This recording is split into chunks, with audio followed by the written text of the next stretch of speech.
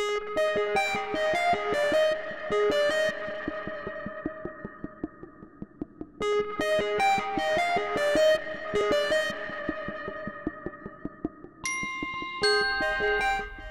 are we going to talk about today is big data in the enterprise.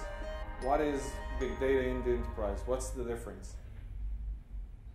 It's big data as a concept. We've been hearing it a lot. The problem is, how do you apply it to the enterprise? So what we're going to try is to create the connection between what happens, what are the concepts, and what type of things can we create the parallelism to the enterprise. So a little bit about me. My name is Nuno. I'm Director of Cloud Services for Europe, as well as acting CTO. Under this Cloud Services umbrella falls anything from developing cloud services, lifting and shifting, big data, because it's also works better in the cloud, and also Internet of Things. So 2 or 3 things. So also Azure MVP, starting in the early beginning when it was still called Red Dog and Strata. So early beginnings, 2008. And if you want to hear mumblings or send me something, you have my email, feel free to do so. Okay? So what's big data? Let's start with that. What's big data? Yesterday, while in the Internet of Things talk, I asked, and someone told me that one of the definitions he heard is it's handling 10 times more data than he handled today. It's like, no, that's not what big data is. So what's big data? What do you think? Why did you came to this talk? I don't have cookies or anything, so. Non-relational data. Okay. We don't have big data. Well, I'm based in Norway. There's not enough people that have big data in Norway. But we have there's a lot more data sources, a lot more data types, and you need to extract information out of all this raw stuff that's coming in. So multiple data sources. And multiple data types. And multiple data types. Correct. Data is aggregated from those.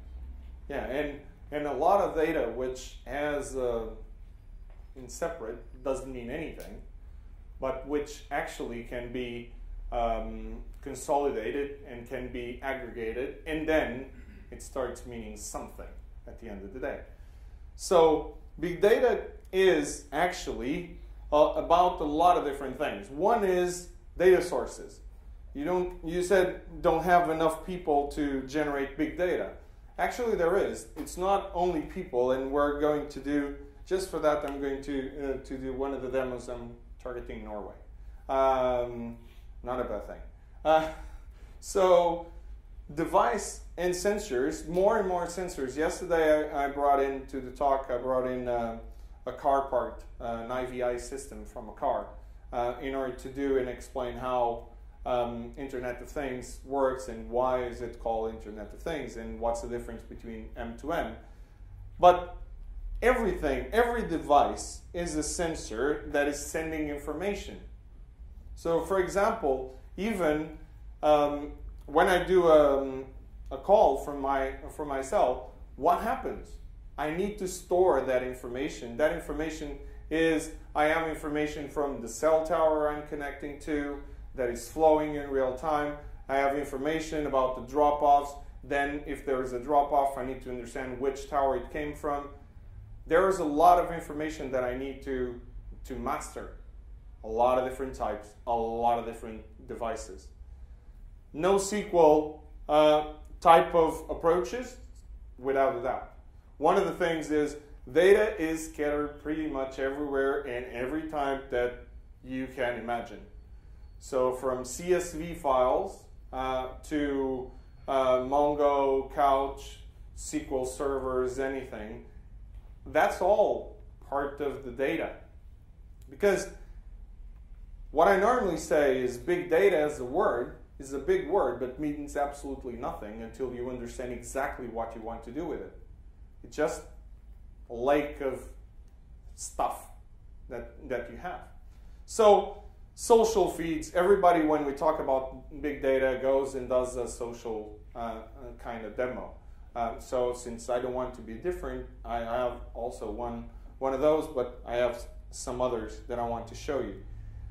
Document stores, relational databases, trading desks, or for example, an ATM machine sending information, POS system. For example, in our days, retailers, I've been working a lot with retailers lately and healthcare systems where we walk around in an hospital or we are walking inside a large store and we have sensors following us and we have metrics coming up, data coming up about what type of circuits do I do inside that store in order to then understand, because every brand needs to pay for where they put their products, if they are on eye level or if they are on top, if they have at the entrance, anything. So I can then use that data to help me sell and upsell my parts inside the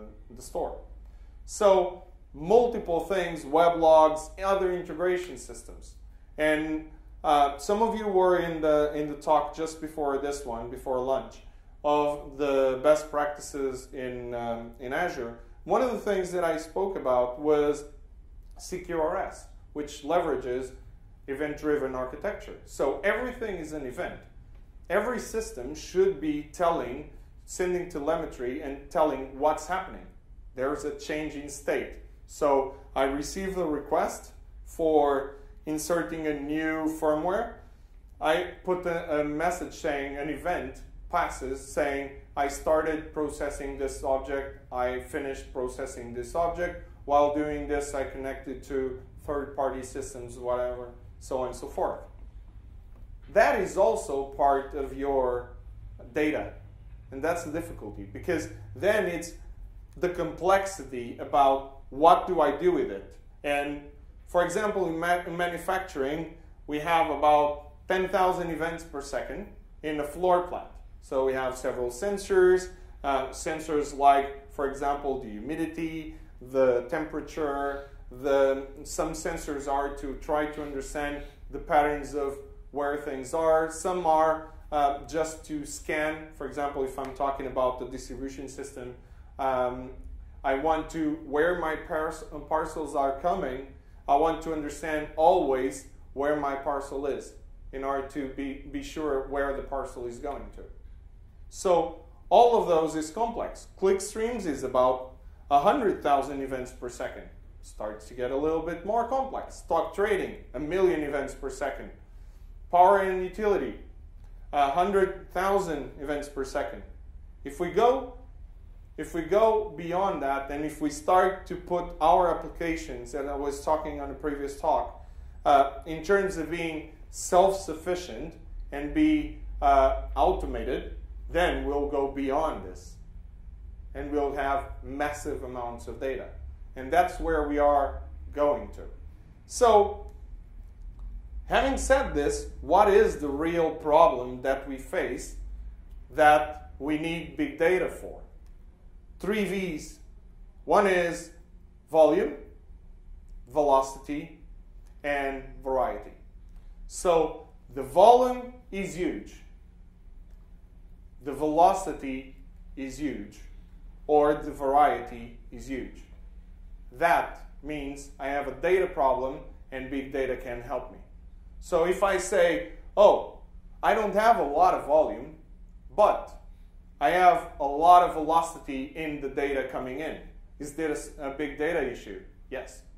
It's a different type from when I have a data volume, but it's a big data issue. Variety, I have multiple data sources. Not a lot, but they came from everywhere. I need to aggregate all this. Is it a big data problem? Yes.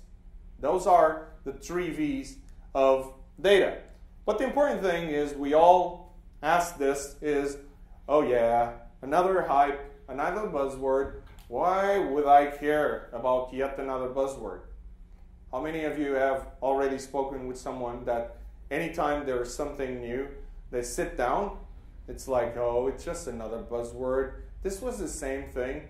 In the 90s, we have this same concept. They are now putting this over the internet.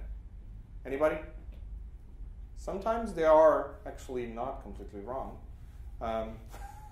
IT is about reinventing itself, and reinventing is also taking stuff that already exists and make it better. So, but the reason we care is that in our days, it's the value of having a timely analysis, the data, and the data is only as important as I can visualize it.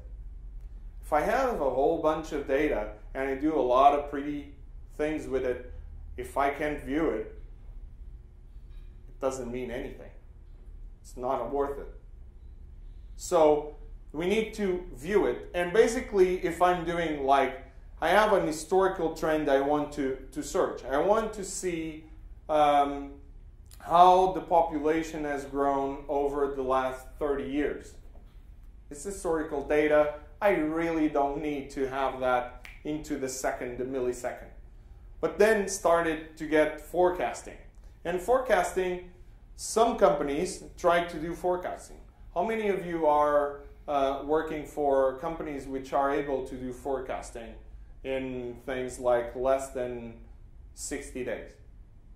I want to forecast my sales in the next, or even I want historical information about all my sales over the last year, and the CIO or the CEO asks for that, and suddenly someone goes and says, yeah, I have a cube for that. And it takes like 3 weeks to process. It's pretty good because we have a lot of different views over that. We have a lot of different dimensions and all of that. Then after that, I need to take it, cleanse it a little bit, and then you'll get it when? In about 6 weeks. What do they say? Yeah, okay, all good. I'll come back in 6 weeks. If you have one of those, I would love to work with them. Really would love to work with them. It's like, what? I need it now. I'm going to a board meeting. I just passed here in order to give me the access to that. It's like, what do you want me to do? This thing doesn't go faster. And then we start getting the in-memory databases and in-memory processing and things like that. But this is happening, and now they want things in days, in hours, in order to get that forecasting.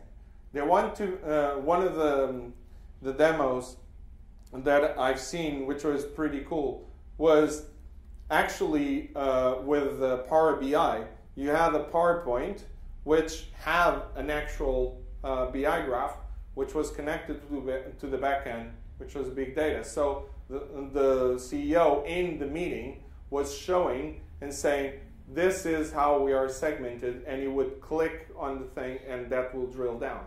That's the holy grail for a CEO. You'll be his best friend forever. Or until the next job. One of those. And then you have more things like web analytics, ad placement, financial, smart grids. So for example, smart grid. That can wait a couple of hours or days, or we don't need energy at all. Doesn't matter. Okay, I need to understand what's happening and why this happened. Any 30 days in order to process that, it's good. Right? No. So the real trend is that we're getting more and more eager to get the information and faster to get that information. So, and we have some products that are already doing this. So we have the traditional data warehouse, then we got the active data warehouses, a lot of in-memory processing and so on, but they only go a little bit. And then we have the custom build, where in things like, I remember doing a system for a stock trader, which he wanted to, we had two parts. One was historical information that was coming from feeds and feeds of huge amounts.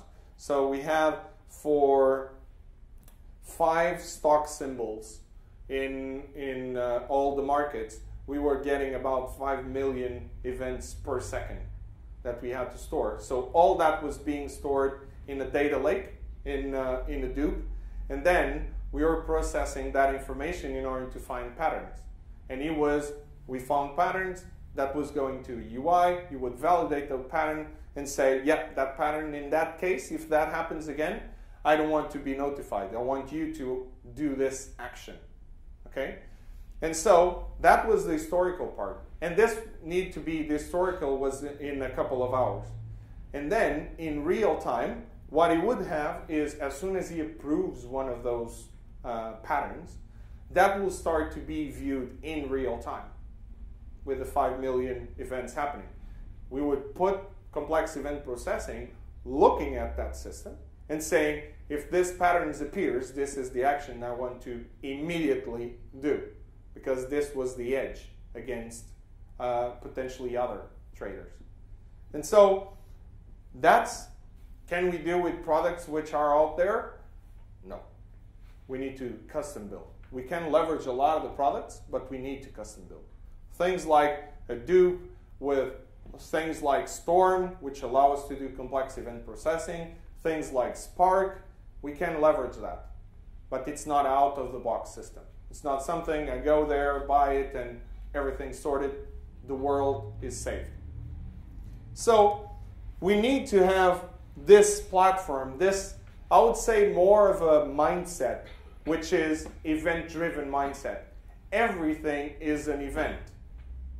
What I'm doing now is an event, is a lot of different events saying the state that this clicker is right now.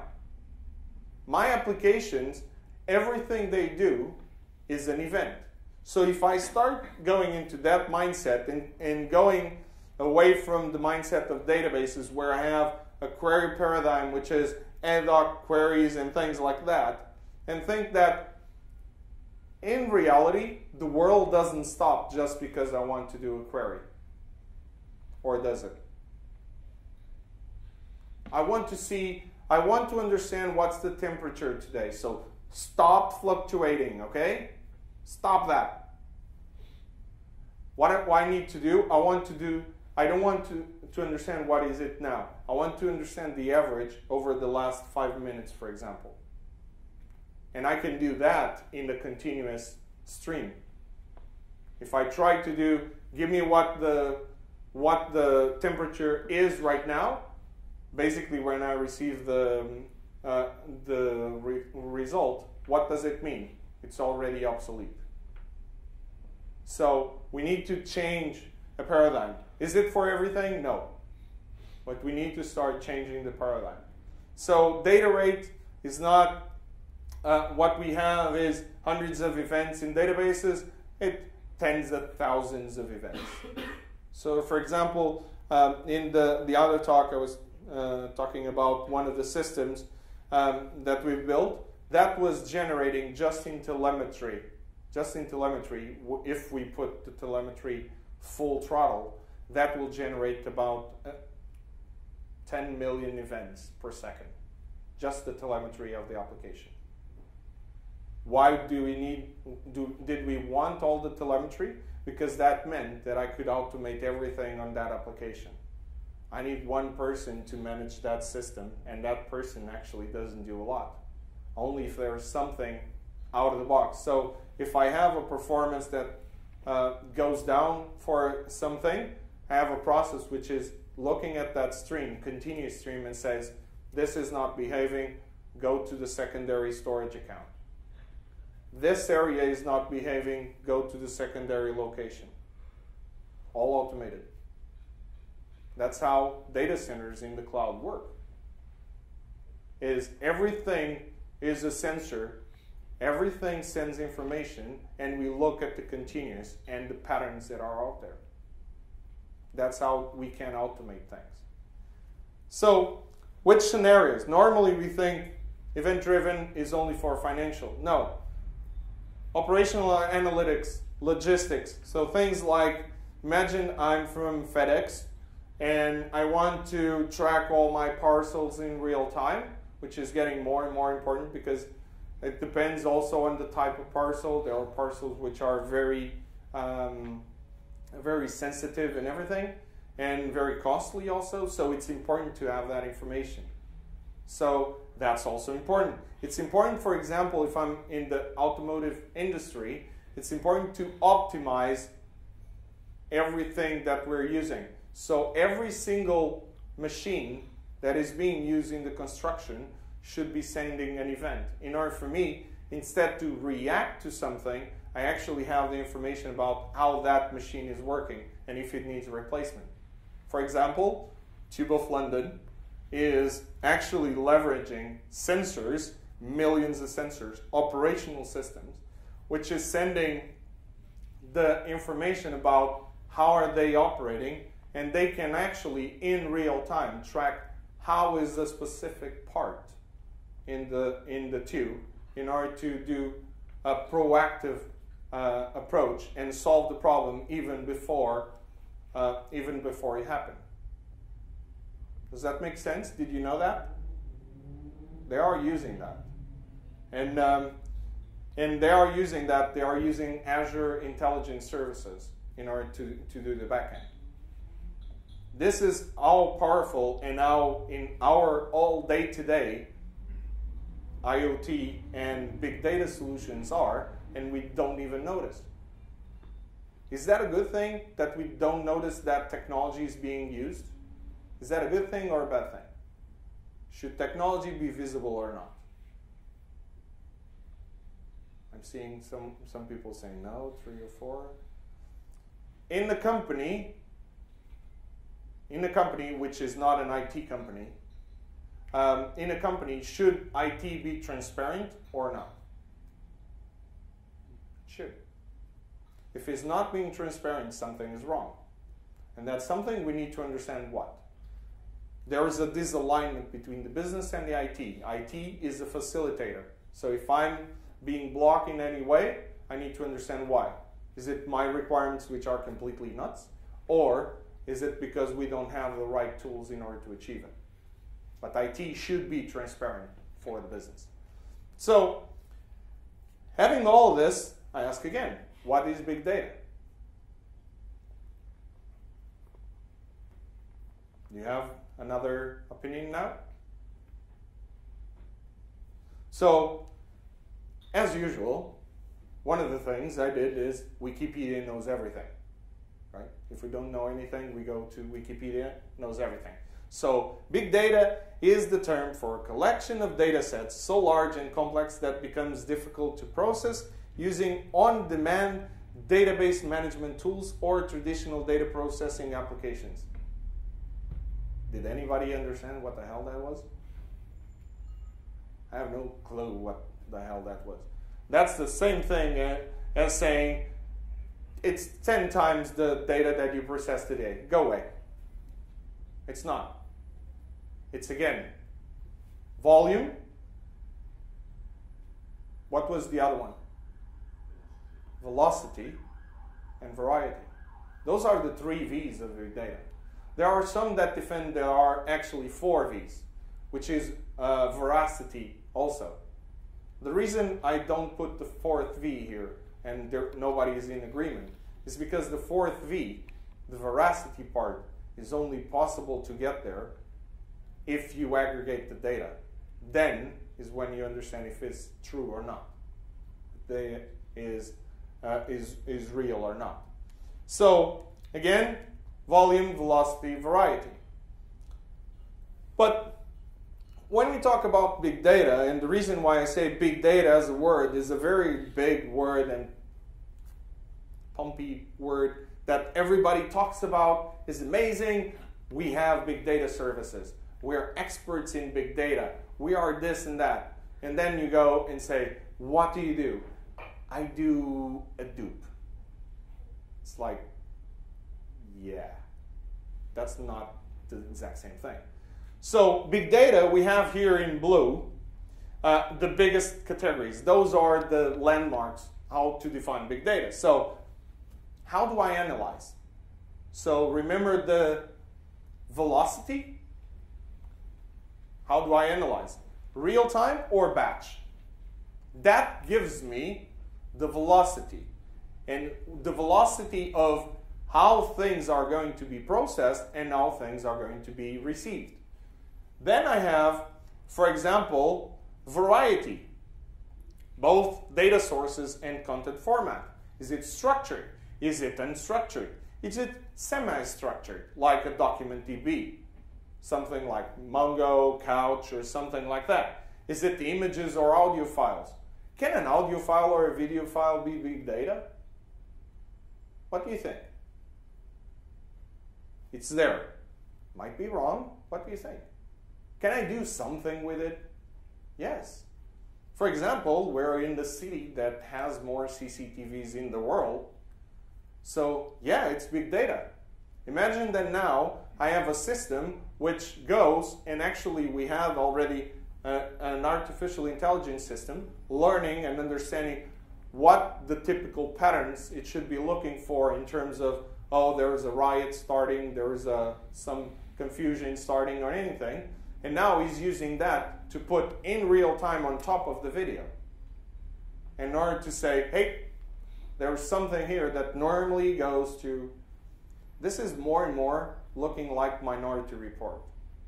I don't know if you're, anybody liked the Minority Report video? Yeah, it's not bad. I've seen better, but yeah. Has some interesting things. So other things, data type, data frequency, the volume of that and the velocity of that. Is it on-demand feed? Is it a continuous feed? It's continuous and real-time feed. Is it time series? Because big data, we can actually, when we talk about NoSQL, is NoSQL one part of big data or not? What do you think? It is. Because one of the things that big data brought is the ability for us to understand all of those elements and say, this is a time series. So imagine that I'm working in the telco industry. I'm an enterprise. I'm a big mobile operator. And basically, I have the top-up information. Is the top-up information relational? No. It's time-based. It's a time series database that I need. Oh, but I have CDRs that I receive every day. I receive the CDRs with the information about what calls people made and everything. Is that relational? No. That's a document-based. It's a CDR. It's a structured, it's a tab-based, tab-separated file. So it allowed us to actually separate that. And how am I going, what type of processing? When people say, I'm going to do analytics on that, which one of them? Predictive? Historical? What exactly are you going to do with the analytics? Because I can have predictive, prescriptive analytics also. So I need to define what's the methodology I'm going. Analytical, social network analysis. Am I going to do location-based? What am I going to do? So one of the things in the enterprise, in order to be successful when doing and using big data and starting to take advantage of it, is before starting to do anything, the strategy needs to define what exactly are the data sources that you're going to have and that you're going to start to use. And you don't need to use everything at the same time. But what are they? What are you trying to achieve? So what's the volume of data that I will work with? What's the velocity of the data and what type of analytics am I going to do? And what's the variety of that data? And that can be a mix of a lot of different things. So for example, if I go with a Hadoop, I can put the Hadoop as a data lake where data comes from NoSQL databases, SQL databases, and so on and so forth. But here it generates a problem in the enterprise. Because I can have big data run on-prem or in the cloud, in the public cloud or private cloud. I can have a Cloudera distribution and managed service or anything. One of the things which is specific is, what do we know about big data? It's big. And it needs to scale. Where do I scale better? If I leverage the cloud. Now that generates the typical conversations of, and there was a talk in the event about that, big data and privacy. I don't know if you attended. So that's one of the things in the enterprise is, oh, but I can't leverage that. I can't go into the cloud and start leveraging big data and leverage the public cloud or something like that because of the several compliances that I need to have. Right? You heard that. Is that the true statement or not? It depends on how you see it. It's a true statement. Not everything can go into the public cloud. Agreed. There are other types of clouds. There's public, there's private, there's hybrid, there's community. 4. 2, everybody's on agreement. All the others basically is Wild West. So when we go there, it's like, okay, so I can't use it in the public cloud. Can I leverage private? Yes. So I'm going to private cloud. And by the way, why can't I leverage the public cloud? Have you do any of you work in an industry where it has concrete compliances? Which type? Defense sector. Yeah. How many? Which levels? On the IL levels? What level of? Well, I'm talking about the classification of data. Okay. So how many levels do you normally use? Unclassified, restricted, secret, top secret. Okay. Typical 4 or 5. The typical is 4 or 5. In financial services, the same thing. You have 4 or 5 levels. In healthcare, is the same thing. But in that case, and in the defense sector is 1, which is there's a lot of things which definitely can't go in there. Documents, if they are top secret, they can't. It's true. It's a fact. If they are top secret, if they go in there, they can potentially go in there, but the level of encryption needs to be very, very good. There are actually governments which are leveraging the public cloud. The way is to have that encrypted in a whole lot of different ways, and then how you manage the keys. I did one for a defense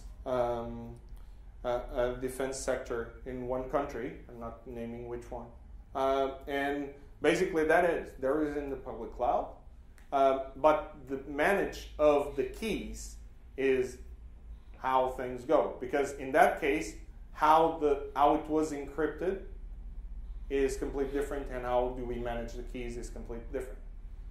But the other one was what sector? Financial services. How many? 4? We use 3. So financial sector, an interesting one. So when we go to the financial sector, one of the things is there is information, there are several types, so 3 types of information in this case. And the same person, maybe sometimes in the same system, I have the 3 types of information. Or sometimes I have a database and I say this table is level 3, so it can't go there. And so we basically go into the schema and say, what if I take this column out and it suddenly goes to level 2? What if I take these 2 columns out, it goes to level 1? And so we say, all right, so what actually can't go into the cloud? These 2 columns. It's the same thing with healthcare. One of the systems that was built in healthcare with big data was precisely that, was sending patient information, but there's personal healthcare information, there was personal identifiable information. I couldn't send that in. Okay, not a problem. So, but can I send patient GUID and all the rest of the information? Yeah, because personal healthcare information is only considered if I have the personal identifiable information attached to it. If I detach it, there is no such thing. I take the element, put it in the cloud, process everything in the cloud. My correlation between that GUID and who that person is, in that case, that person is just personally identifying information, so national insurance number, things like that. It's on-prem. Everything else is in the cloud.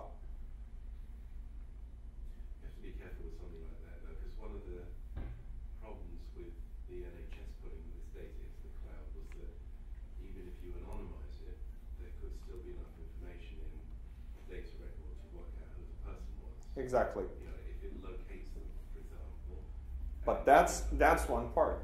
Exactly. So you can't just take out identifiers, you have to take out other information. You basically and one of the things that we do in the healthcare, I work with healthcare also, mostly in the US, but basically one of the things is precisely that, identifying when we go into the map, data map, identifying all the elements which are, one, personally identifiable information, and two, something that you can infer from. And so in that case, what we have is personally identifiable information is out. If it's inferable information, there are two options that we take. Depending on the size, we can put it also on-prem in order to try to avoid that, or we can do some kind of encryption only in that element. So it depends on in that case, it depends on the customer, it depends on specific what part. If you're dealing with hospital managed system is one thing. If you're dealing with equipment information is another thing. So for example, I'm doing an MRI, I'm sending all the information, all the sensory information. The information can send everything. If I don't have the patient, it doesn't make sense. If I have hospital management and I have all the consultations that he had and the location, I can potentially infer. So I won't have that. That thing, if it's there, it's encrypted and potentially is not even there. But that then gets to another thing, which is there are some governments in Europe, for example, Swedish government, did an assessment on all data centers, included public cloud data centers, and they said any type of data can go into public cloud, being, in this case, the first one was Azure to be certified, any security level, because it was more secure than some of the data centers they have in Sweden itself. So it's all about trying to understand what's the constraints.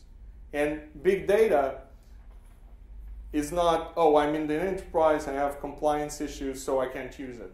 No. Again, it's being, it's innovating. It's thinking outside the box and thinking, this is what you need to understand any point in time. You need to understand exactly what is the piece of data that doesn't allow you to take advantage. And in that case, in some of the cases, we have the hybrid where we have a private cloud where we, for example, NHS. In that case, I will have a private cloud which has all that information that I don't want to put in the public cloud in the location somewhere in UK, and then I will have all the rest in the cloud. And when there is the calculations, I'm leveraging MapReduce kind of objects. So I'm crunching, I'm eating small pieces at a time. So I do the aggregation on one side, I do the aggregation on the other side, and then merge them together. And that can be achieved. So, and that solves the problem. Yeah.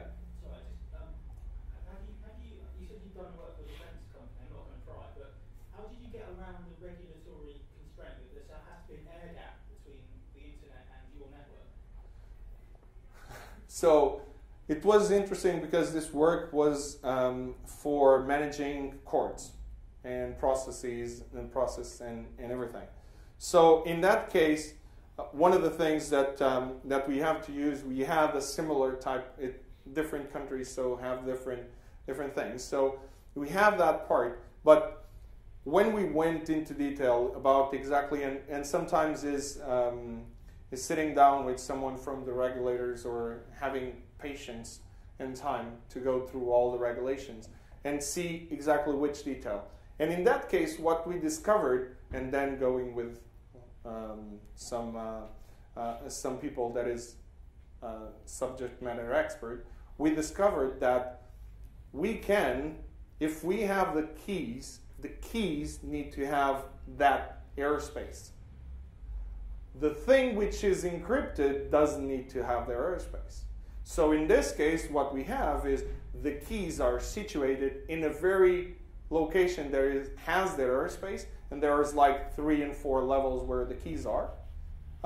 Because in this case, this is, you have some countries have, in UK, I don't know because I don't have the identity from UK, but in the Portuguese and the US, we already have. In UK, I think also has, you have the chip, the smart cards. So they would basically, the judge would basically put this smart card, which has a certificate, his own certificate, and he will sign it. He'll go into the system. The system then goes into it, has a first DMZ, where the data is going for, and then it goes through a couple of other elements in order to create that airspace, and then gets processed and then goes the other way around in order to be encrypted always with the judge and the master key. Because one of the things that we discovered, the first demo that we had was pretty cool. We did everything, and actually the judge we were working with, he lost his ID card. And we only have that encrypted with his ID card. So it's like, oh crap, all my demo went because of this. And this might actually happen because they then did an analysis, and the number of people losing that thing was unbelievable. And he said, okay, we have a real problem. And then they can, in courts, you can have, for example, you have a large lawsuit, and you can give access to the independent parts to different people. And that's the problem, is if I encrypt everything at a time, how the heck am I going to give access to different people and say, this part of the document, you can use this public key and things like that. So it's possible. It's basically you need to create a couple of data lakes before you reach the other side. But yeah, that was the way we worked around it. So it's important to do that. And so it's also important to understand that in different layers, batch and real time are different. In here, I'm talking about the size of the data. When I'm talking about batch, oh, I have massive amount of data. I have 10 petabytes, exabytes, whatever. In here, I'm saying that the data, oh, I have this much data in minutes, hours, seconds. It's different. It's different how we do the analytics. The analytics is done in here on gigabytes, so I receive that petabytes of information, and I do the analysis, and I get like a couple of gigs. When I'm in real time, I have like, I take this and I analyze in intervals, in ranges of minutes, seconds, hours, whatever. So it's significantly different because the decisions, while in here, normally we're taking a lot longer because we're talking about the size of the data. In here, decisions need to be taken in seconds. And in some cases, some financial service cases, some airline management needs to be done into a second. I would really love if airlines start to do more decisions in real time, like not losing planes, for example. That would be nice. And that needs to happen in real time. So for example, one friend of mine, we were, and he chose a really bad time to tell me that. We were flying halfway in the middle of the ocean, and suddenly he was, hey, I did a very cool project recently. Oh, what it is? Oh, it's basically cool. Oh, it's actually this, on one of these planes. We were flying on an A380. So it's one of these planes. It's pretty good. So when the plane was being built, we received the information from the wind tunnel, and then we fed that information into an MPI system, and we did the calculations and the processing. We understand the patterns, and we created the system that stabilizes the plane when there is some kind of issues during. So if there is a turbulence, the plane starts to do that, and if it ends like this, they build the system which stabilizes the damn thing. And I'm like, I don't know if, so I know where you work, I know the quality of the work, I don't know if that's a good idea. I don't know if I feel safe now that I'm flying into that plane over the sea. Are you crazy telling me this now? And suddenly, we actually go through a turbulence. And he's like, do you want to see? Do you want to see? And I'm like, so suddenly the plane starts shaking, and we end up like this. And suddenly he's like, you should be kicking off. You should be kicking off. You should be kicking off. And I'm like, shut up! And suddenly he kicked off, and he has, yes, it doesn't have bugs. I'm like, okay, I'm not flying again with you. You need to shut up and don't tell me things like that. So if I would do something for planes, I would never tell anyone. And I would not go into the plane. Just to be safe, I would swim to the other side. So some big data technologies. Can relational databases be big data technologies? I have a database which is sharded, has about 100,000 shards and petabytes. Yeah, it can be.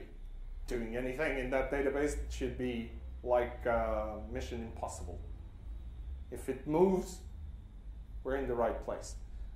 MapReduce, also some things like Teradata. HDFS storage in MapReduce, like things like Hadoop, Cassandra, MongoDB, DocumentDB, CouchDB, NoSQLs of the world, and things like Solar and Splunk. They are on the other side. Temporal, time series based. So those are some of the elements. Now, you all know this graph, right? Where do you think we are right now with big data?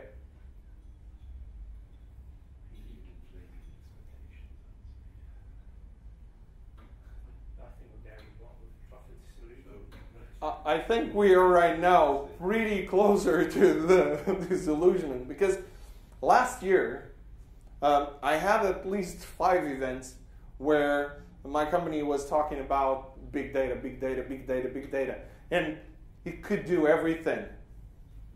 At some point I was talking and I was almost certain that if I had a baby, big data would wipe the baby and clean it up and do everything. That's how cool big data was. Then people start and enterprises start, hey, this is really cool. I'm going in real time understanding the churn, doing churn analysis on my systems. I'm going to understand exactly who are the people that are leaving me. I'm going to correlate people that are calling, looking at my website, and doing some other crazy thing, and I'm going to get that in real time. That's absolutely awesome. Then I can connect and interact and automate the system and do upsell. That's brilliant. I want that. And what did they get? Hey, so here's your data. Here's a Power BI. Knock yourself out. And it's like, that's not really what I was expecting. So I would say we're somewhere here, close to the bottom, because it's the inflated things. And in the enterprise, if I'm a small company, those kind of things are very agile. I test things, very agile, and I understand really what they can, and I can move on. In an enterprise, if I go to a big enterprise, it's like a big ship turning. If I'm in a speedboat, I will do this, and I turn. In a large boat, it takes a little bit of time to turn. And if I start turning and suddenly I see, oh, I shouldn't be turning, that's another big time in order to turn back to the course. So one of the things for the enterprise, which is important, is to test. But test, one of the things, and I do a lot of POCs, I have a lot of POCs. I have one very intense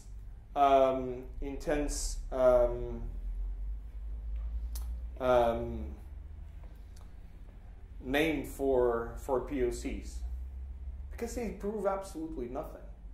Most of the POCs that we see people doing is like, I'm going to prove that this technology works. Why the hell am I proving that the technology works? I couldn't care less if the damn thing works. It's there, it works. Now, does it work for my problem? Oh, let me get the lowest hanging fruit.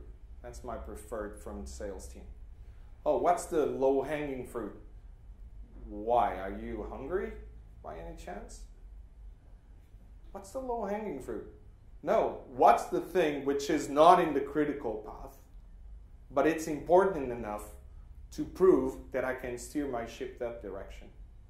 That's what I should be proving. That's a real POC. So a POC of saying, I'm going to get your web logs and present you a pretty dashboard, what did that prove? That I can do dashboards with data? Cool. I would never remember doing something like that. But doing something which is, I'm going to get information from 3 little elements, and I'm going to try to profile your customers, and then, based on that profile, I'm going to recommend and to start predicting what they would be interested. And then you will track in the next 30 days if they buy one of those in order to validate that. And suddenly you start to see that information, and suddenly you say, it was not a critical because I didn't have it before, but I proved that I can join all of this together and actually have a result. And then I can evaluate the result, if the result helped me or it didn't help me at all. And so in that case, then I can decide, do I steer or don't I steer the boat? Does that make sense? So that's one of the things. So the critical asks that we need to do, critical questions, is things like, how large is the data stored? How fast are things coming? What's the time frame for the response? What type of queries? Again, there are things like, if I already know the type of queries, so I know what type of reports the CEO is going to get or the CFO is going to want to see, right? So why can't I pre-prepare the results, the reports? Does it really need to be with this second information? That's one thing. What about if it's with the information till 30 minutes ago or 20 minutes ago? Is that workable? Different industries have different standards. Maybe for a financial service or defense is not, but maybe for a retailer it is, because it takes time. And when I came to UK, and everything that I saw in movies was the British timing. British timing. So you have meetings and it's British punctuality, right? And it's always like that. A meeting is never late. It's different from Portugal, because in Portugal it's actually insulting to get to do the meeting at the right time. So you need to take at least 10 minutes. You arrive 10 minutes delayed, or you'll be insulting the person as you're not a very active person. Come on. In here, when I started, I would come and it's like, the time, I'm entering. Hey, I'm here to meet someone. Oh, he's not. Oh, he's late. I'm like, Is he foreigner? But apparently not. Apparently it also happens here. So what is really this being used? Things like our ads every day in Google, Bing, or everything. In LinkedIn, how many times we go into LinkedIn and they try to discover the 6 degrees of connection that we have between everybody. And things like understanding that I'm misspelling something and what exactly I want. This is another case. Why? Data science. How many of you have data scientists? Good. Very interesting. By the way, what's data science? Data science is basically the best correlation I've seen is with mining, is because it's basically getting the gems out of all of that data. Because in the middle of all that data, that lake of data, if there is someone which understands patterns and understands and finds something usable in that, normally I put data scientists, like my mental image is like nutty professor, crazy mathematician, which goes and looks at everything and all his numbers and they figure out things. And so far I've known several of them, and when we start talking, it's like, yeah, and the probability of this and that, and I'm like, yeah, this doesn't get out of my head now. But it's precisely that, is getting the gems out of your data. That's data science. And normally you have two types, descriptive or predictive. In doing classification, predicting the category of that thing, regression, predict the value, or doing some things like affinity analysis, where's the pattern for this to exist. Do you have some of them? So they are pretty cool. Hard to find. Hard. Yeah. If you sit down for a whole day with them, it's going to be even worse. Painful. It's going to be painful because you look at them and it's like, what are you doing now? It's still white text on a black background. What are you doing? And it's like, oh, I'm executing an R statement. It's like, what? It's pretty cool. So, example of this, NERC sensor data. So NERC in the US is basically, they have around 120 different sensors sending 30 samples per second each sensor. So they have something like 4.3 billion samples a day. And it's all hosted in Hadoop. What is this sensors? This is temperature, humidity, all of that. Then they use this data for multiple things, weather prediction, as well as understanding what's the propensity for having tropical storms, things like that. And they sell that information then. There is a data market to sell the information to insurance companies and things like that. So with all that data, historical data, I can say, where do I live? I want to do insurance on my house. Where do I live? This postcode, they go into the data and say, the propensity for having storms in this area is very high, so here's more. Same thing, we were talking yesterday with the IVI system I brought was, okay, now I have the IVI system. The system is feeding information when errors occur, information about the several parts of the car. I can have things like the manufacturer of the car, the type of the vehicle, and so brand, model, all of those things, year. I can understand the propensity for having some kind of failure. And so, if I create a data marketplace, I can provide that to insurance companies and say, I have a Ford, this is how much it costs. I have a Volkswagen, this is how much, and so on and so forth. So, because of that, just because of that, let me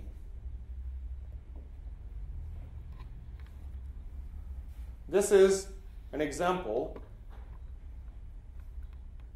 Hey, what's happening here? This is an example of a big data system. So what this is doing is, for example, they receive information about all the complaints there were, and all types of complaints there were in vehicles in the US. And so what they did is now create the visibility. And don't think that data visualization is not a crucial part, because you can do the magic you want with the numbers. If it doesn't seem flashy, if it doesn't show exactly what people want, it's not worth it. They will say, oh, all this money for this, and you try to explain, oh, this is what's doing. It's like, it's not showing anything interesting. So, for example, I can see, imagine this now being sold to an insurance company. I can see, okay, Fords by model, Ford Explorer in the US, in terms of fail, which are the components? So airbags were the ones that failed more. Remember not to buy a Ford Explorer. I went to myself. Powertrain. So if I go to a Volkswagen, because I have a Volkswagen, none of those, but doesn't matter. Airbags again. 16 were because of crashes. Yeah, normally that has that effect. If you crash the car, normally. And where exactly does that happen? So where did those crashes and most number of complaints? So I can now use that, and this is a type of visualization which I can get to, for example, an insurance, someone which is selling insurances, and say, what's your car? What's the car model? What's the year of the model?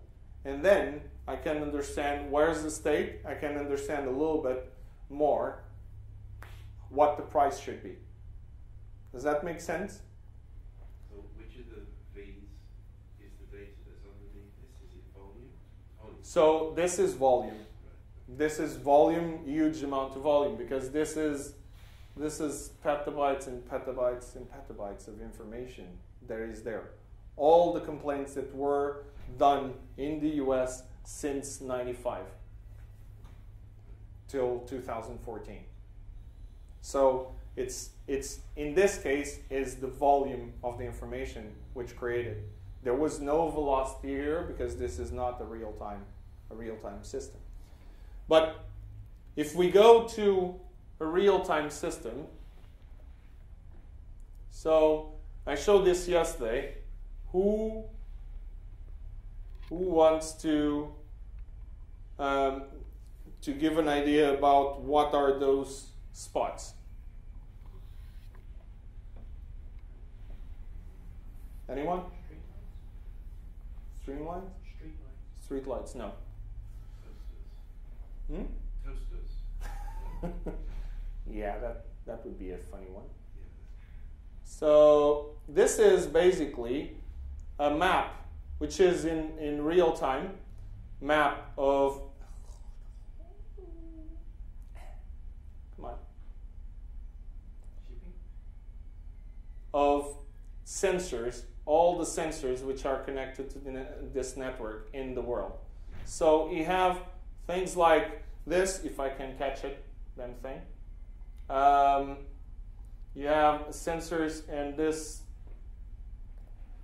part is a transport. So this is basically a buoy, the Northwest Castle Rock cement buoy. And this is what the buoy is a tsunami buoy. The elevation is 0. I have no clue what this is. No, it's not this that I want. Pretty sure.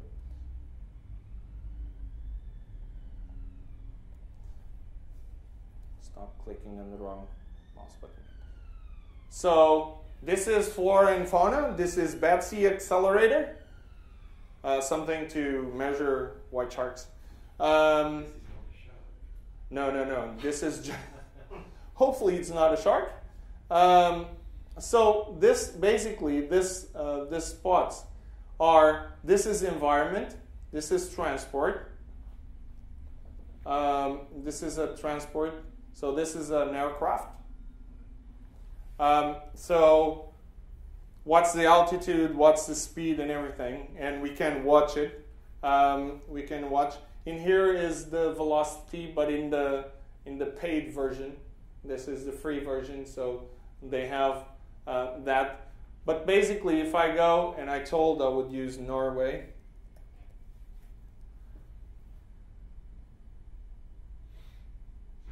So there are some sensors around. If we come to London, for example, or let's go Oslo.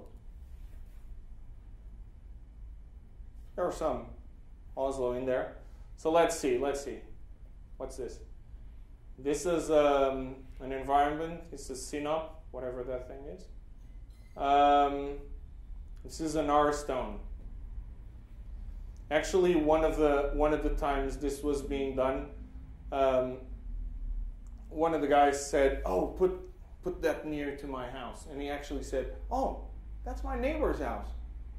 What's that? Oh, it's his own weather station." So because you can publish this into here. So this is another type of visualization of the big data, and in this case, is all about V's. In this case, velocity.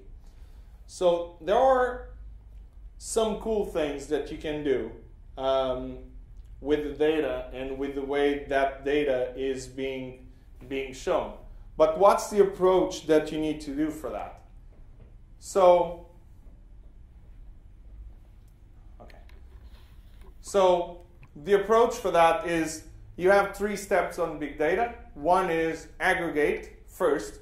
Then you enrich, then you analyze. And the next one is how you visualize it. So you aggregate, so you receive from multiple data stores, you aggregate the data and do a data cleansing on the data. Then you go and enrich it. Basically, you try to do queries in order to aggregate those data and enrich and create, you can as a parallelism, you can think a different table which now has fields that come from multiple different sources. So you enriched that data, and then you analyze it. So where does the data science happen? First, what the heck are we going to aggregate and how? Then the enrichment part is slightly less complex, but then it's how we analyze, how we capture that things with machine learning algorithms and things like that. So they are better together, cloud and big data, because the way cloud helps you solve the 4 V's is important. One part is, how does cloud solve the volume? Basically, by allowing you to have systems which is highly scalable, they also allow you to have a massively scalable event streams. So it gives me the power to scale up or down and adjust to the stream that is happening right now. Because the same way as I'm building a data center, which is, I need to support the peak.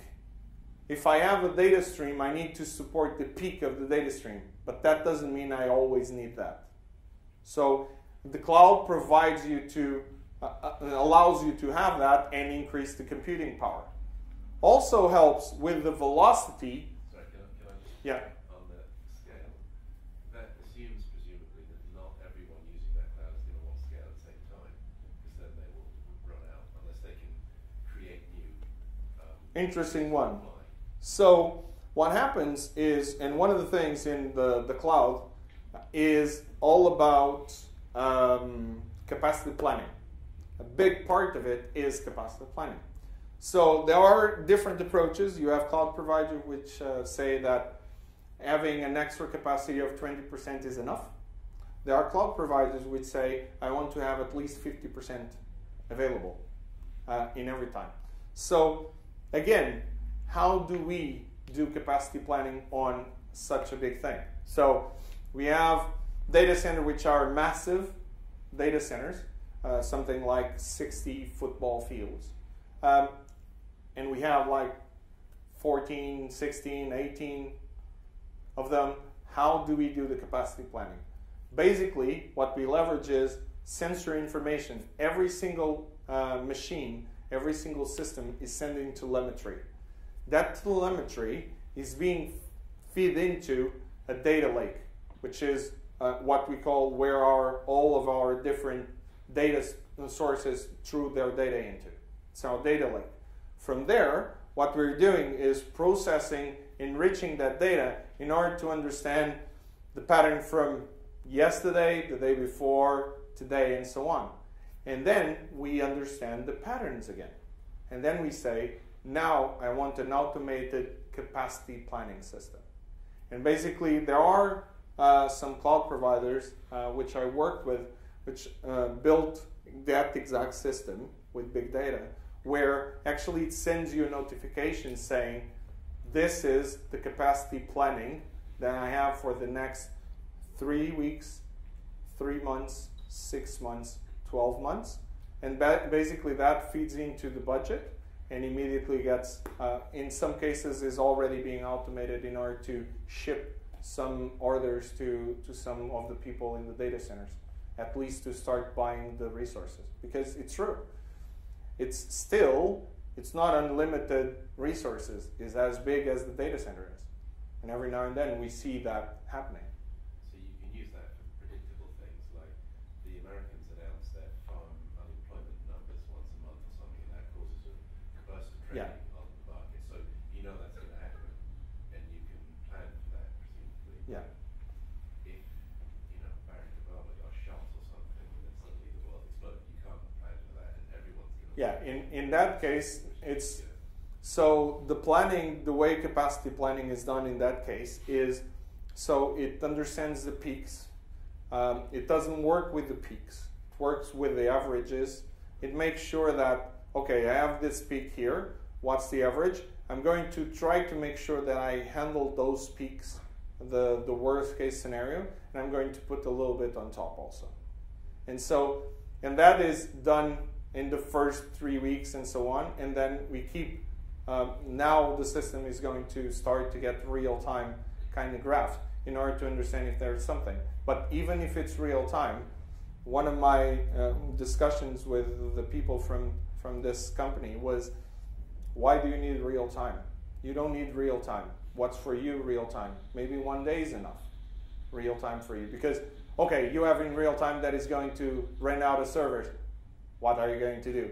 Are you getting, in this moment, new servers into that data center? No. How much time it's going to take? Oh, it's going to take about 3 weeks. So why the hell do you want it in real time?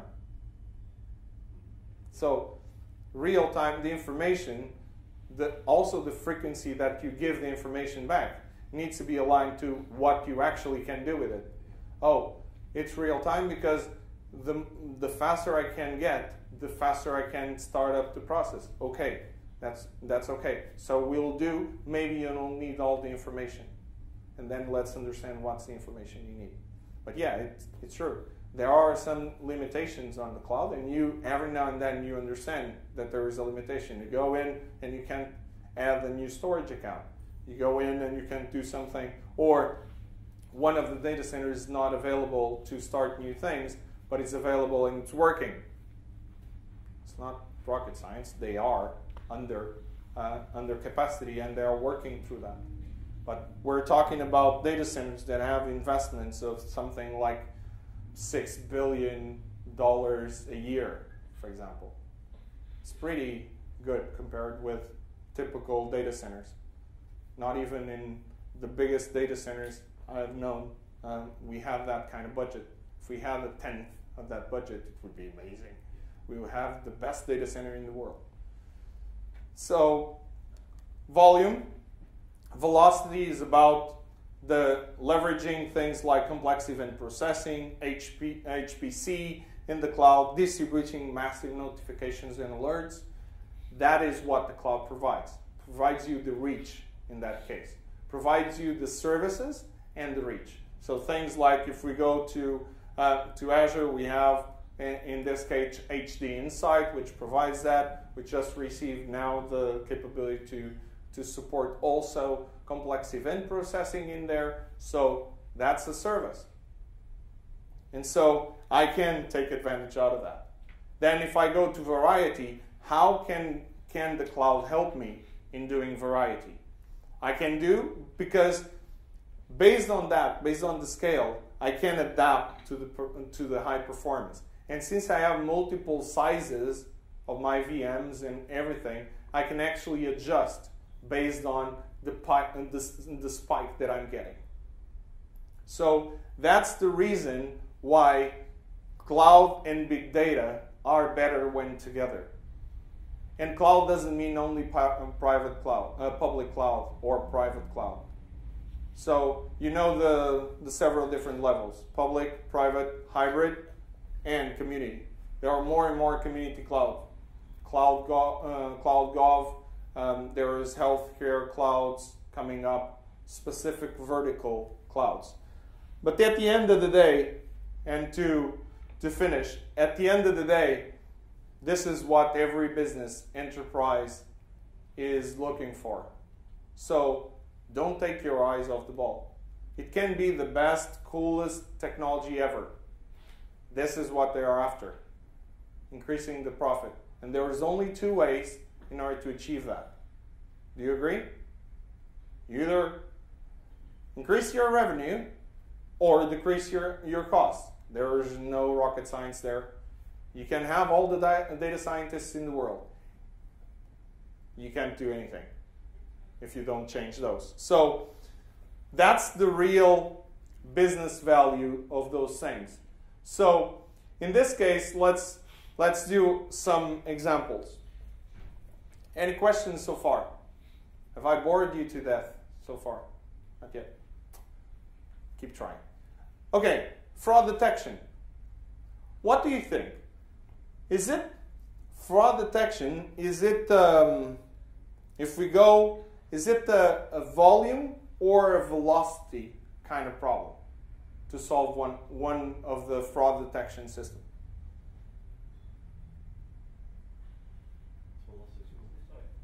It's both. Right, because I have multiple data sources, the anti-money laundering systems, which are providing, which very helpful. There are organizations which have this system. Customer transactions, which are coming in massive amounts of systems. So coming in massive numbers. And we have techniques. One is doing statistical analysis. The other one is doing artificial intelligence. Why? In order to understand there are some patterns that are simply impossible to have.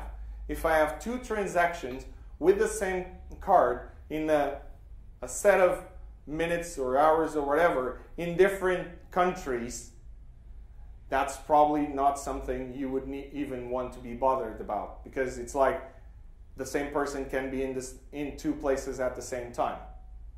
Quantum leaps is still not there. And so what we have is, in this case, the high-level architecture was, I have the anti-money laundering services systems, consumer transactions. All this was feeding into an event channel or an event bus. So this is millions and millions and millions of messages going through. And any type of system, what we did is, and the beauty of event-driven is that in order for you to integrate, you just need to create an adapter which receives whatever thing comes from here and translates into a message that sits in the bus. So go in, and there were two types. The artificial intelligence, which was here, so that was the data lake being fed. Every event is stored in the data lake because I want to have those transactions. Because if I need to say that is a suspicious event, I need to prove it. And so I need to store it. I have a MapReduce in order to understand patterns and everything, but I also have artificial intelligence. I also needed to have learning algorithms and intelligence to identify, is this a suspicious transaction or not? And then we would say, this is suspicious. Someone would validate and say, yes, this is suspicious, and that kind of pattern, if it happens, is always suspicious. And so what that is feeding is that this now, the result of this AI, is what's being captured here, in this case. And so those patterns, as soon as they are validated, we are having that as the complex event processing that we're looking in real time. And if they happen, they immediately, depends on the severity, you'll get a notification, an email or something from Amex saying there's a suspicious transaction. If it was you, click here. Or if it's something worse, then the authorities will be notified of it. And this is all with latent Dirichlet allocation and neural networks, which, have you worked with? It's pretty damn cool. And I have no clue how to do anything, but enough to be dangerous with. At least that's what my robot says.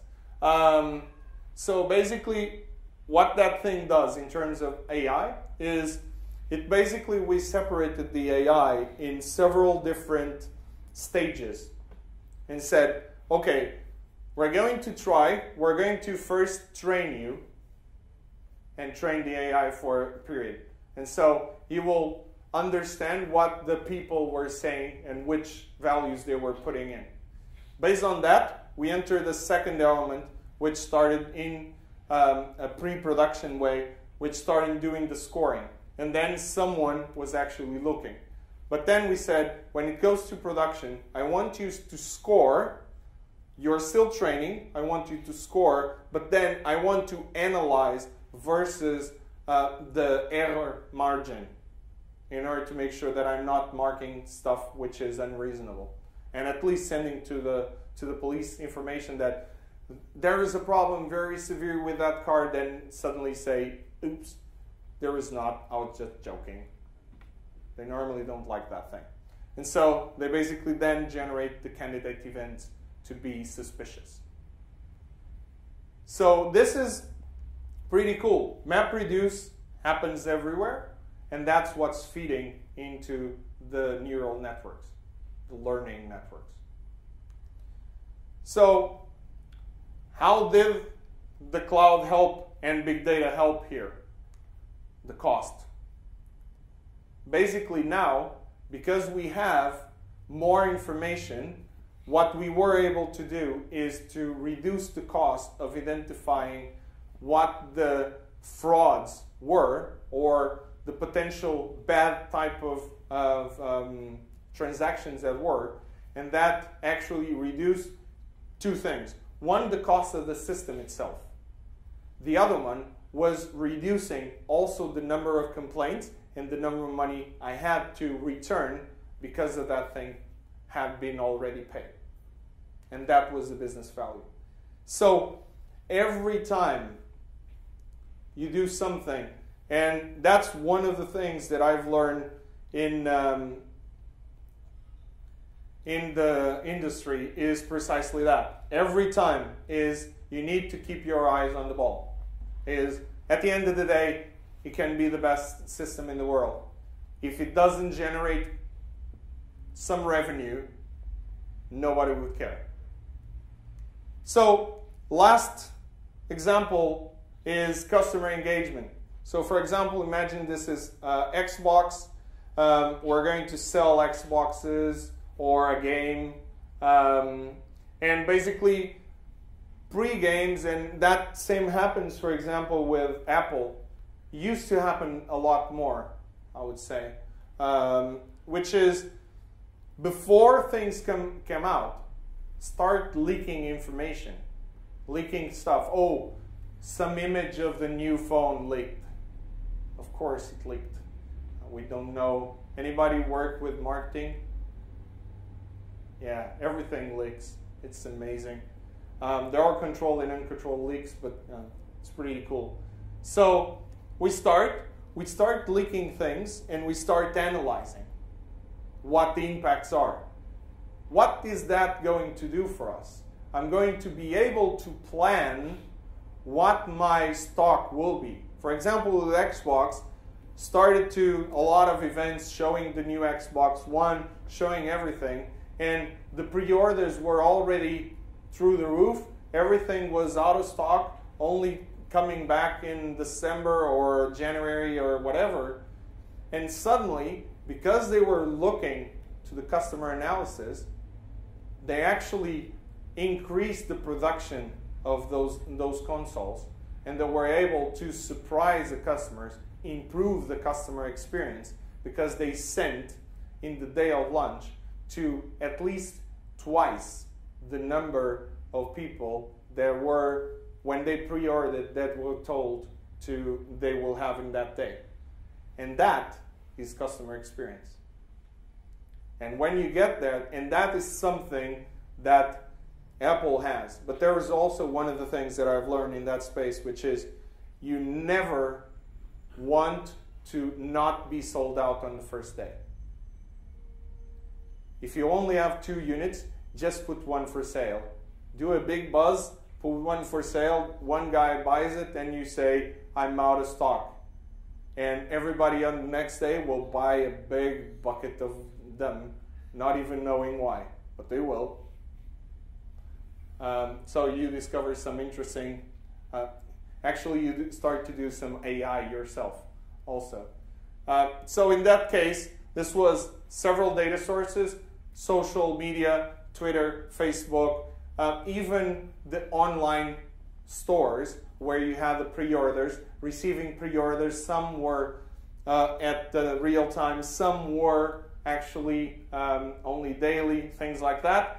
Putting that into a storage and providing batch processing in order to create the capacity planning and feed that into the production lines, and also providing real-time computation in order to have sentiment analysis. So there are some companies which are doing this very, very well. You go on Twitter and you say, this company really, and you suddenly get a call back. Have you guys had that? There are some things that some companies which are doing that really cool. Because there is actually studies saying, and when you're in the enterprise space, you need to, one of the things I like is going through studies on that space is, you need to understand that the same people that go and write in Twitter or Facebook or anything, if you call them on a certain period of time, if you call them back, they will actually post back that they were called, and how surprised they are.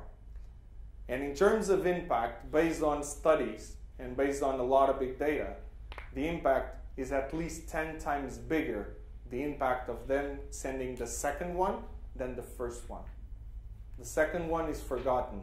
So your brand actually got stronger because of that stunt. And yes, there are stunts like that done on purpose, as any marketeer knows. So in this case, what we have is we increased revenue.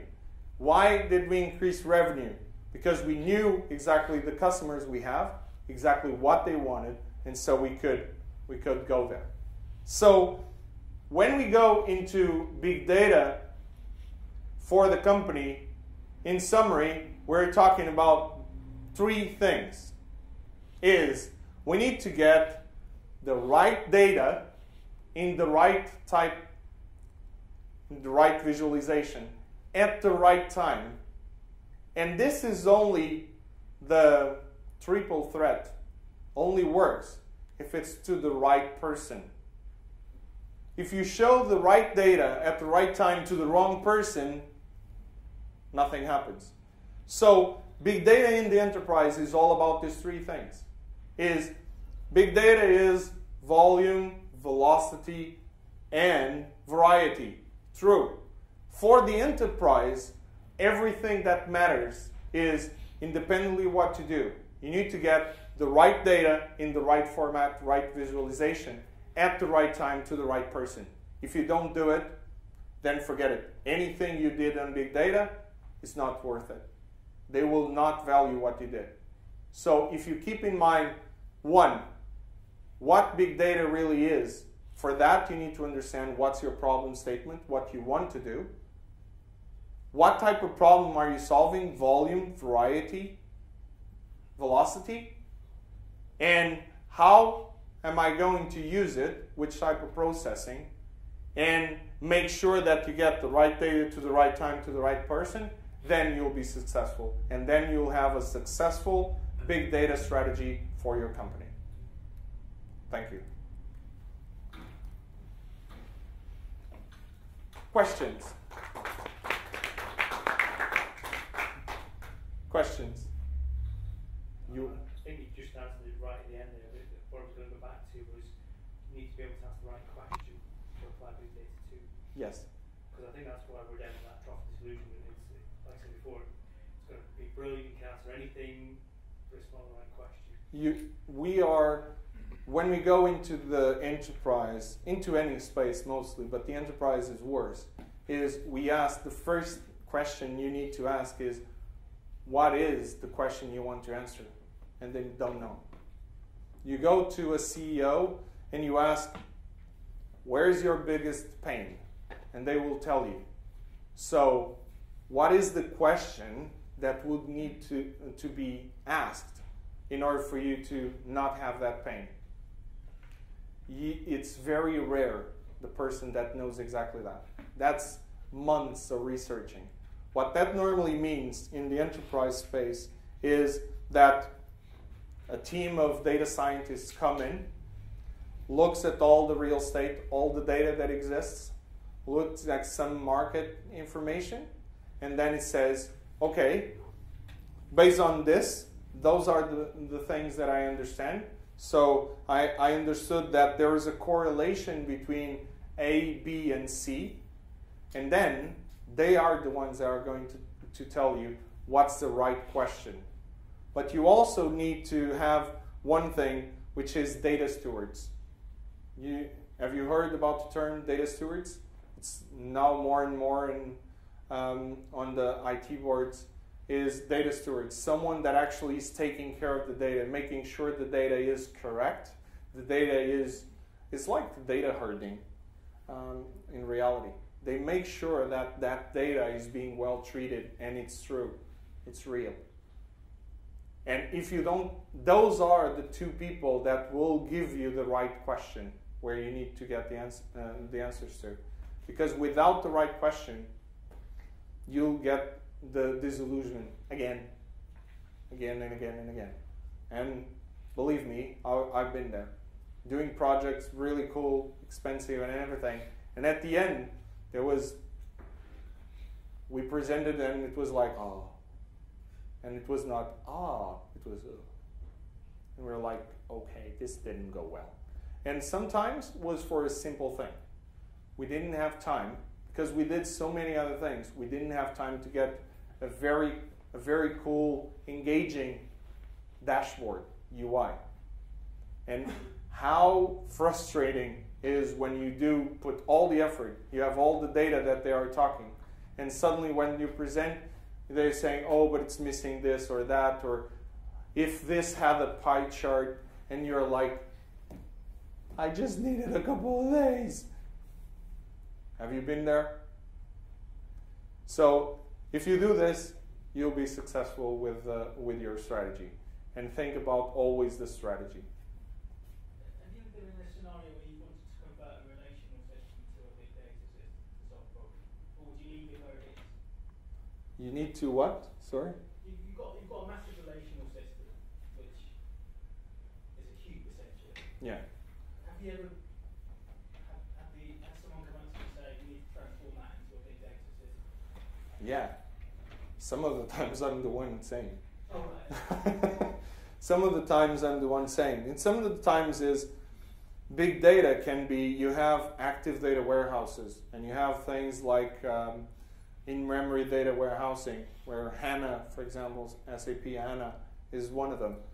Sometimes that actually solves the problem, or solves a specific problem, and you don't need to, okay, you need to put massive amounts of money, but you don't need to make a massive transformation. In reality, the best strategies is, before you start to do this, you should do a type of data assessment. Is understanding not only, I have this cube, which dimensions am I looking? How many, what type of views am I looking at for? What, from which type of angles? And then, where is the data source of this data? Is the data source coming from the right place? Can I optimize that? And so it's a complete data assessment. It's basically, a lot of people were talking about the MDM as a mobile device management, but there is also MDM, master data management. And a lot of, there is a trend now about enterprise data APIs. So you create data APIs that sit on top of the data, you expose them, and then with enterprise API systems, you basically consider them as a product and customers subscribe to it, you trial them and things like that. In order to do that, the first thing you need to do is look at your, I wouldn't start with your cube. If you have a problem with the cube, probably the issue comes from before the cube, where the data is from. So it's the cube. You need to change the cube. No. I need to first see where the heck this data comes from. Let me try to understand. I did this for a telco and a healthcare already. They were doing the same thing. I had one colleague that said, you need to convert this cube into big data. We'll put this into a data lake in Hadoop, and we'll do the data warehousing there. It will help. Will it solve the problem? It's like when you get a splinter on your finger. I can take the part that it's outside. Does it help the real problem? I still have the damn splinter. So you go before and you analyze, and it's a phased approach. You solve the first problem, which is where the data is. Is it relational? No, because until a couple, even still now, everything to a lot of people still seems to be relational. Even if we look at the database diagram and there is no relationship whatsoever. So first do that and then you move to the next one. Yeah. That's why normally it takes very long to process. Every time, so I work with a data warehouse system where one of the cubes took 6 months to run. 6 months to get an answer. And we were like, hey, you're the cloud guy? Can we migrate this to the cloud and solve the problem? And I just told, yeah, but I don't do magic. I can be the cloud guy, but I don't do magic. So before that, you need to solve, because the problem is, yeah, the cube is slow, but the reason for that is because you're trying to twist the data in so many different ways because you don't have it organized in the first place that you can put how many systems you want. It's still, with the wrong data, you don't get the right information. So that's where you should start. Okay? Thank you very much.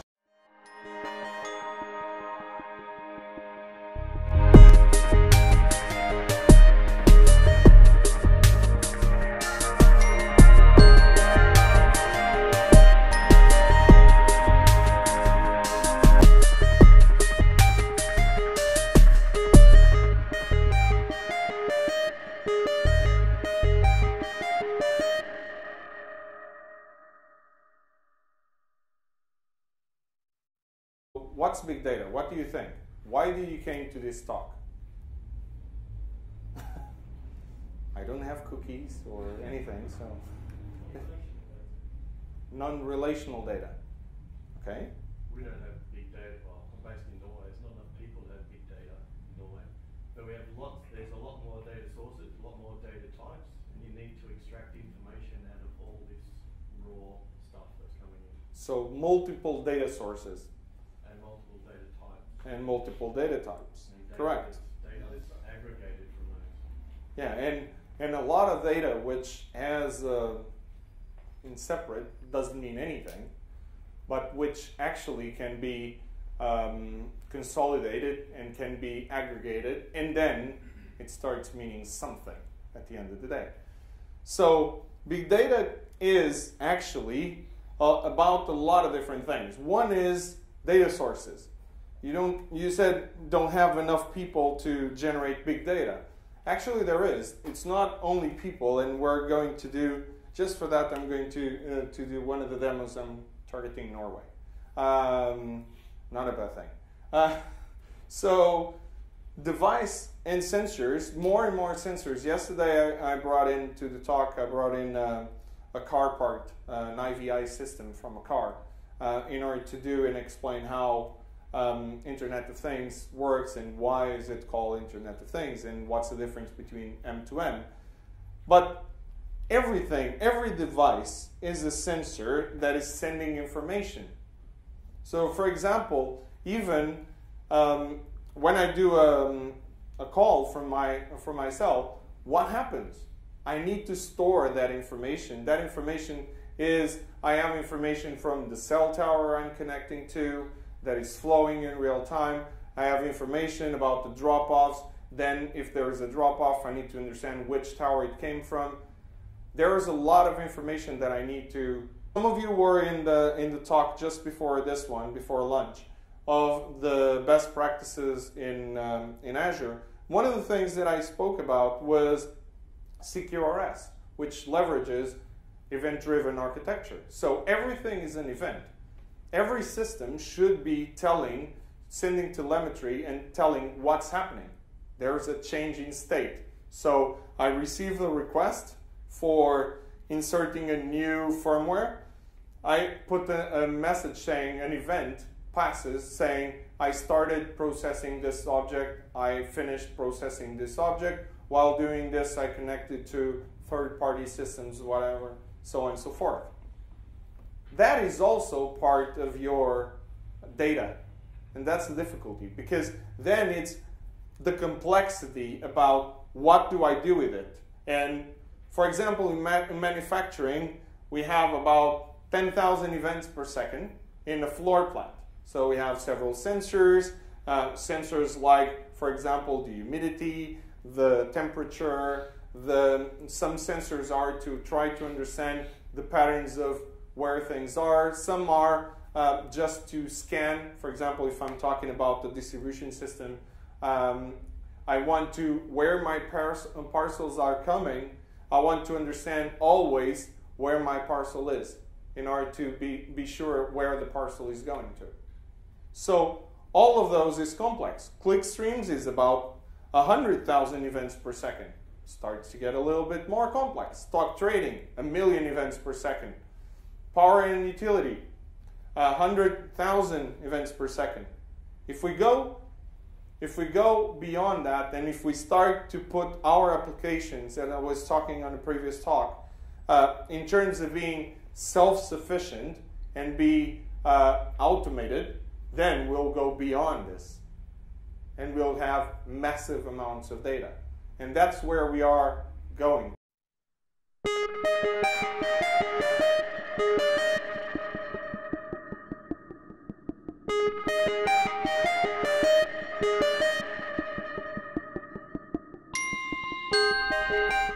What are we going to talk about today is big data in the enterprise.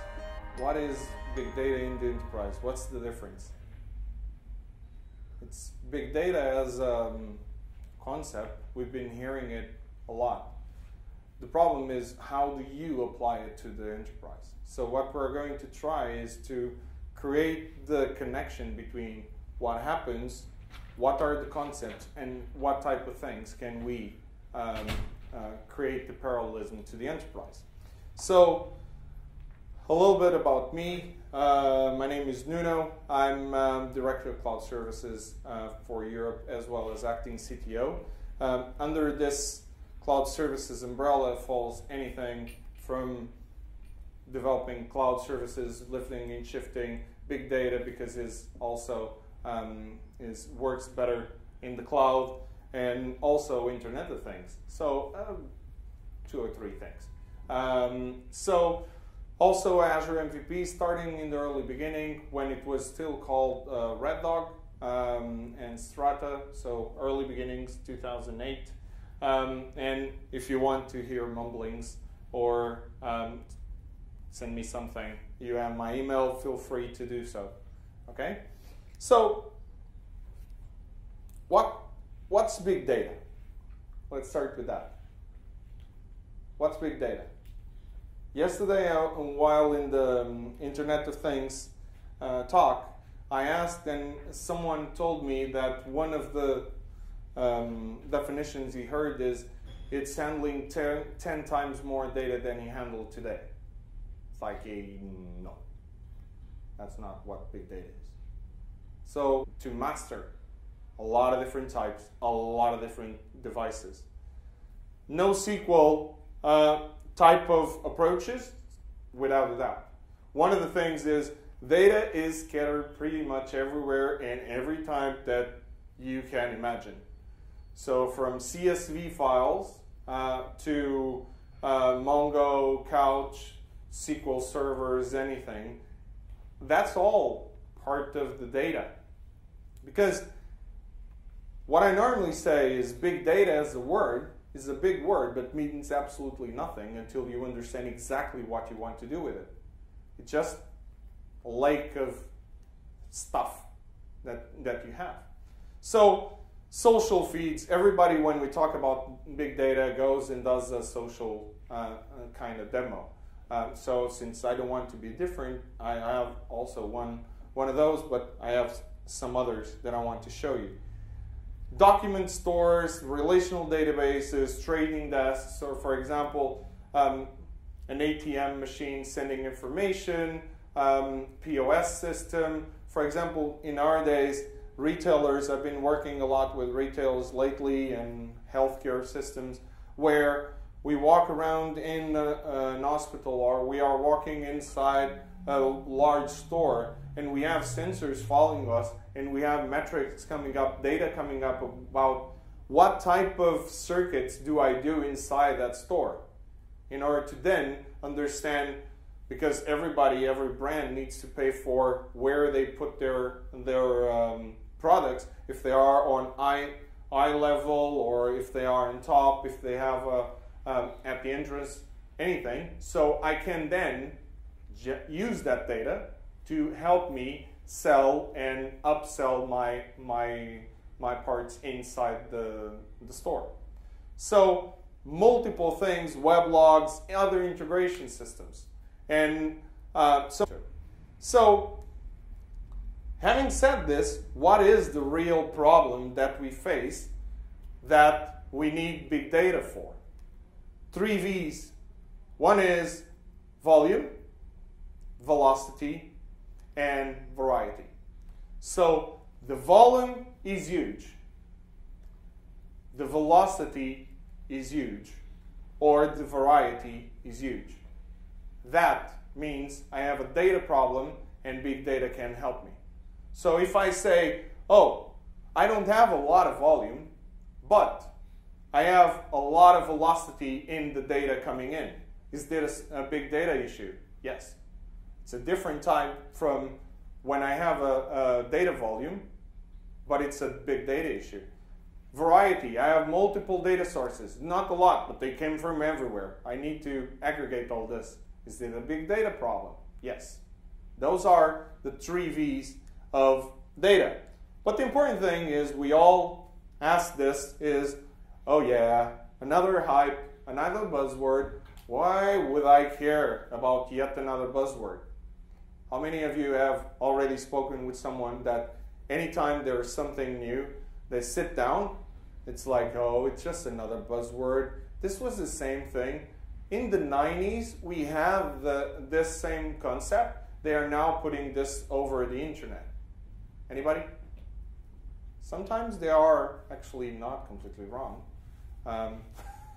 IT is about reinventing itself, and reinventing is also taking stuff that already exists and make it better. So, but the reason we care is that in our days, it's the value of having a timely analysis, the data, and the data is only as important as I can visualize it.